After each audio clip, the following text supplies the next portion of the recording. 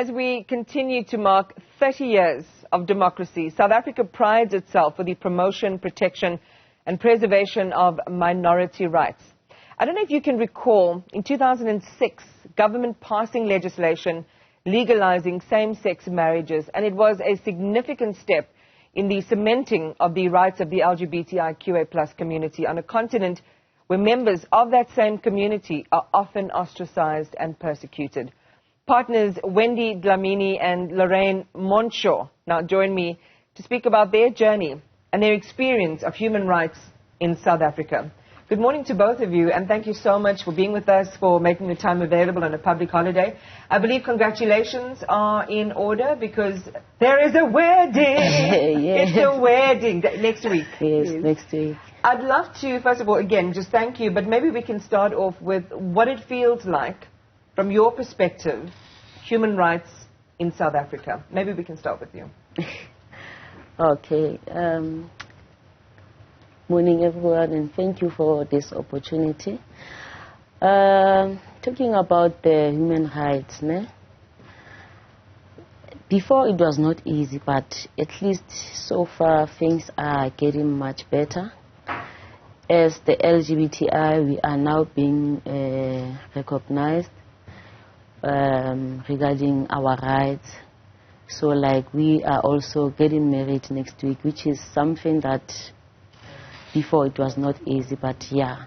So human rights, we have fight for this until everything is now sorted. So yeah. And thank you very much for that opening. You know, we live in a society where every day we see violence. Violence is very much a part of how we live in South Africa, but also particular violence against the LGBTQIA+ community, the queer community in our country. How does that sit with you? How would you define the state of living of people in the community now? You know, with regards to that, because month in, month out, we bury one of us just because somebody decides to play God in our lives. They think they know what's right for us and what's not right for us. Because the hate crime comes from there when you're not able to accept people for who they are and what they are. So it's very dangerous. It's not safe for us as the members of the LGBTQI+, because there's people out there who still do not understand, who still want to be taught, and others are refusing to be taught. To say, you know what, there's people like this. It's not a crime to love another woman. And even when you go in social places, you'll get that we are a same-sex couple, and then the man will come to say, no, I can join you. So immediately when one, especially the masculine ones, like we call them the butches, try to stand up for us, and then they become victims to the very same men. Wow, that's really painful what you're sharing. And in these years, you know, it's been a long time since the laws are kind of aligning with the freedoms that we should be enjoying in the country. The rest of the country has not caught up. How do we promote understanding? Wendy, how do we, Lorraine, sorry, how do we promote understanding? How do we change mindsets? How do we say to people the promises in the Constitution need to be upheld by everyone who lives in South Africa? It's not easy, but we are trying to drive the message also by doing the pride.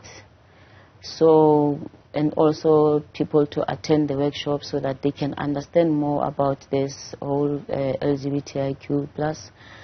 But there are still those people who still don't understand this LGBTI community. So sometimes it's a struggle.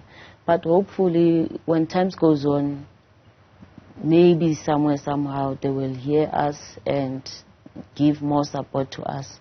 Maybe some of the things will be, crime maybe will be less, you see. Wow. So, yeah. Wendy, it's really tough, and even just your whole spirit, your vibe is one of heaviness, even though it happens in this context of pure happiness. and pure bliss, Lorraine. The two of you meeting at work, I understand it was love, in the first moment, that lead us up to this really important landmark and milestone in your relationship. What is your hope, Lorraine, for others in the community and for the rest of our country when it comes to living together, when it comes to acceptance and harmony?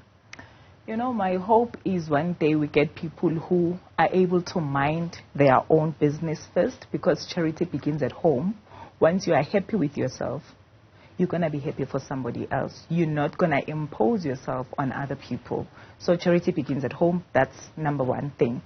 And when we achieve that, then we'll be able to teach our kids, because before we can have adults, we've got kids. Like us, we've got kids in our house. They've got two mummies.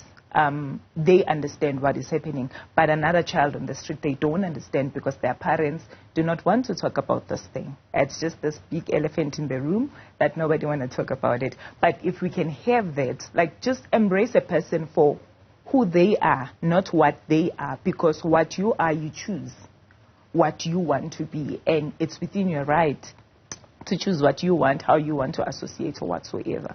So once we start by accepting ourselves, we will be able to accept the next person. And by so doing that, we will spread love, because once you are comfortable with yourself, you love yourself. When you love yourself, you spread love.